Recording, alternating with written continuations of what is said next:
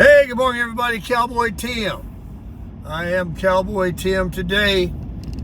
Well, here we go down through South Casino Drive here in Laughlin, working our way down here to the Colorado River Bridge, the Don Laughlin Bridge. I understand he had that bridge put in, so people from the airport over there in Bullhead City could shuttle right on over here.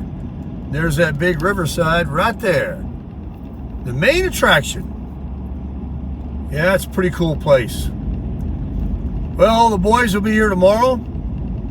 Some of them. And some more coming in. Well, I think all of them are arriving tomorrow, actually. And the golf will be on. And I hit some balls the other day at the driving range, and I'm telling you, I was hitting them so good. But they always are good at the driving range. It's when you're on the course playing the game that counts. But I think I saw what I was doing wrong. A friend of mine used to have this saying, you can borrow it. It's a golf saying. Somebody's doing really bad, right? They're struggling. They're about ready to throw their clubs. They're really upset. They just cannot hit that ball. And what you do is you say, I tell you what you're doing wrong. Oh man, they don't want to hear that. You say, I tell you what you're doing wrong. And you say it just like this, with a pause. You're standing too close to your ball after you hit it. If you're a golfer, you'll get that. And I was struggling one day years ago, and a guy said that. I just joined him too. I didn't even know the guy. And we played a few holes, and I wasn't doing too well. And he said that to me, and I use it all the time. We had a lot of sayings, actually, when I lived in Sarasota, over near the SRQ airport. We used to play golf every single day. I took you guys to the golf course. They built homes, but there's no homes.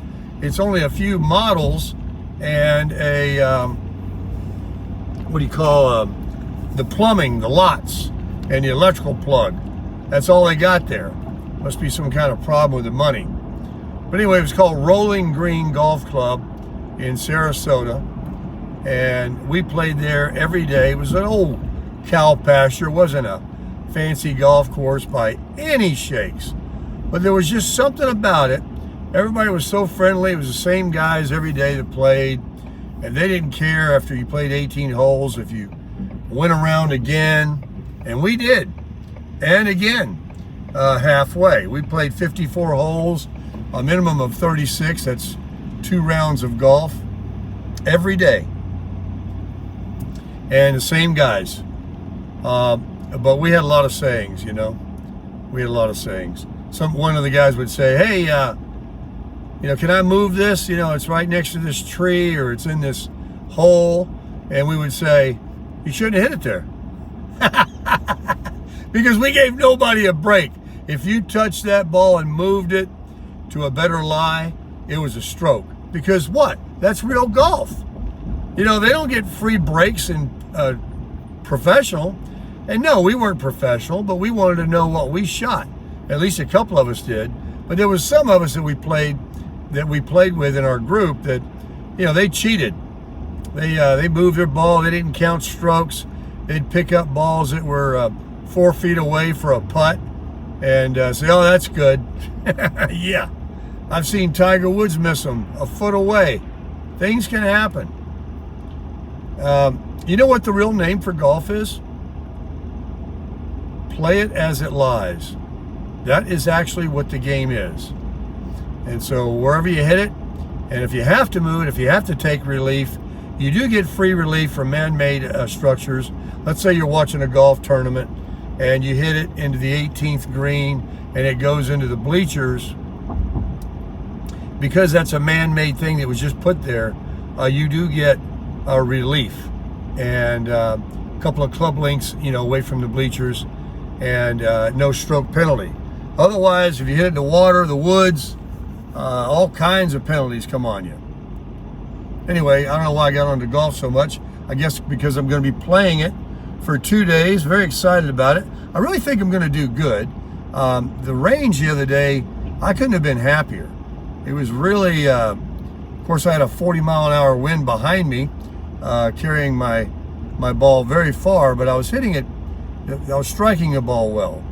So anyway, we'll get you the videos on that. You'll see it. What else can I tell you guys? I'm having a great time out west here, and my time is drawing short. Probably after the golf is over, I'll be hooking up and heading back to the great sunshine state of Florida, where the weather is absolutely amazing. And it's time for barbecue grills and campfires at my own place there, and some things that I'm not allowed to do here. Full power and sewer and all that, and just getting my rent's worth too.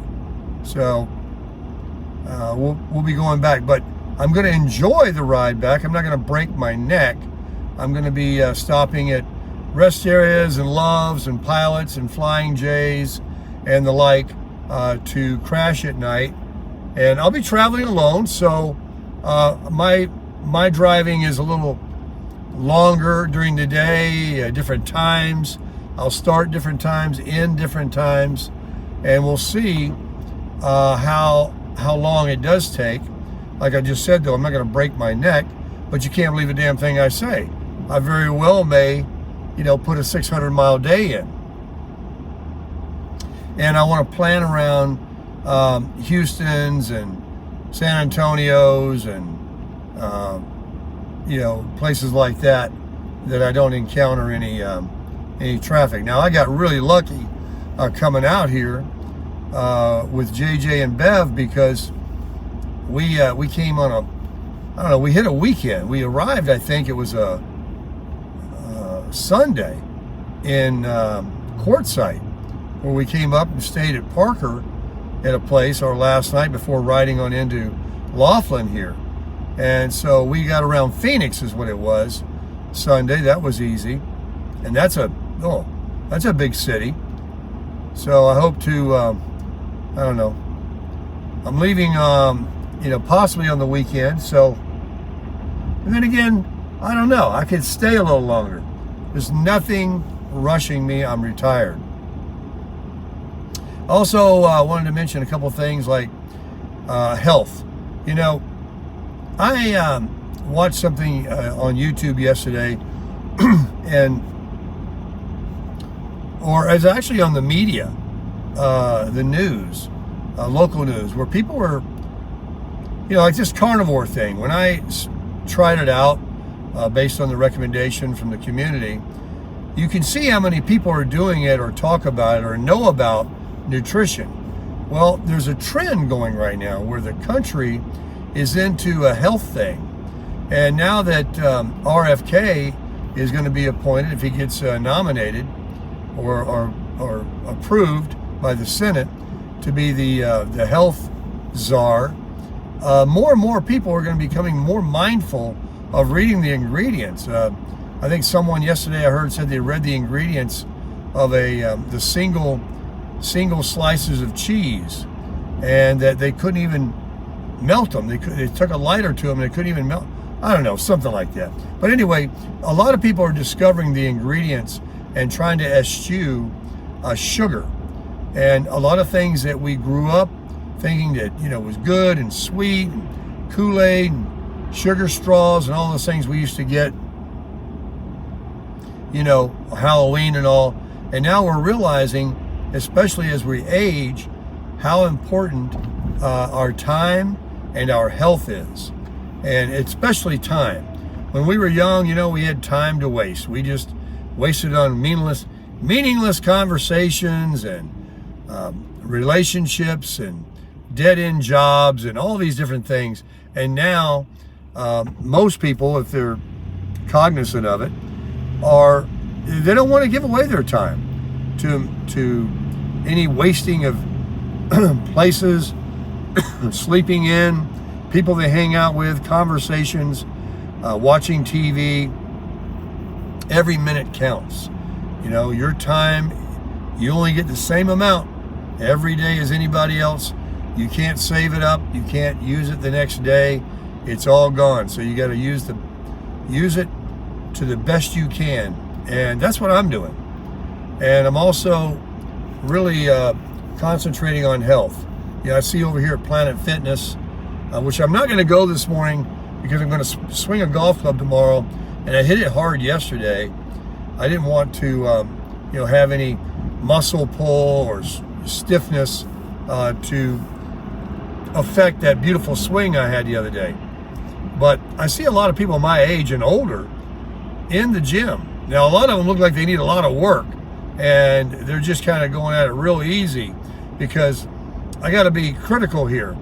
You can go to the gym all day long, but if you don't slide your ass away from the table, you're not going to ever, lose weight or help your gizzards or anything like that.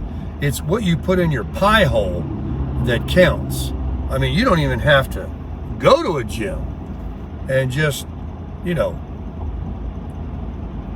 watch your diet, and you're going to be healthier and lose weight.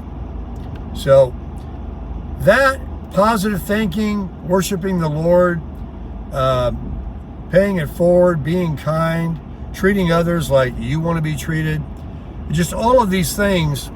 That's why I always thought when I was young how old people all seemed to be gregarious. They were all, just very nice now, and not all cocky like they were when they were young, and wild and rambunctious, being a rounder. People change. Your thoughts change, your values change, and you start living a life that's different. And I'm living a life now that's still a work in progress, but I'm definitely living a life that's much more improved than the life that I did live. And I lived a good life, but it wasn't all good. And I'm a man, I'm a learned person. I like to learn. I like to listen to things. I feel sorry for people that don't want to do that. They just are stuck in their ways. They're stubborn. What they learned and how they act and what they believe in from early in life is all they believe in and do. They don't want any self-improvement. They don't want to change. They could care less about diet. And I am looking for a Dunkin Donuts. I think it's back the other way, but I'm just driving. I enjoy being out here. I'm almost down to the Walmart. I think there is a Dunkin Donuts right here. But people that don't want to improve their life are missing out, because it's your mind. And how do you change your mind? You change your mind by changing your mind. You got to start studying the Word and praying to God and being a lot more humble and grateful and reading your Bible.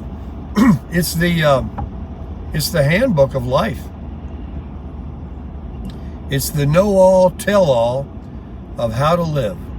And when you search and obey those things and do that kind of life, your life will be rewarded in every aspect: health, monetarily, relationships, promotions, your jobs. As long as you sow good seed, baby. And what do we got here? What do we have here? Is it? I see a double D, baby. Oh, man. Let's go on in here. I want to give a shout out and a thanks again to St. Louis Scott. He wants me to give him a review. He's going to be coming here next year, and he wants this coffee, and he wants to know how it is. Now, can I even get in there with this beast?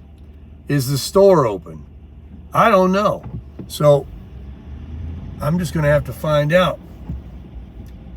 I don't trust that drive-through with this big old cowboy truck. This is a cowboy truck. I'm wearing my cowboy get-up, and I'm telling you, I feel like a cowboy driving it. It is so cool. I'm probably in the, who has more cowboys, Arizona or Texas? I think it's about the same. Even New Mexico. We're out west, baby. We're crushing it.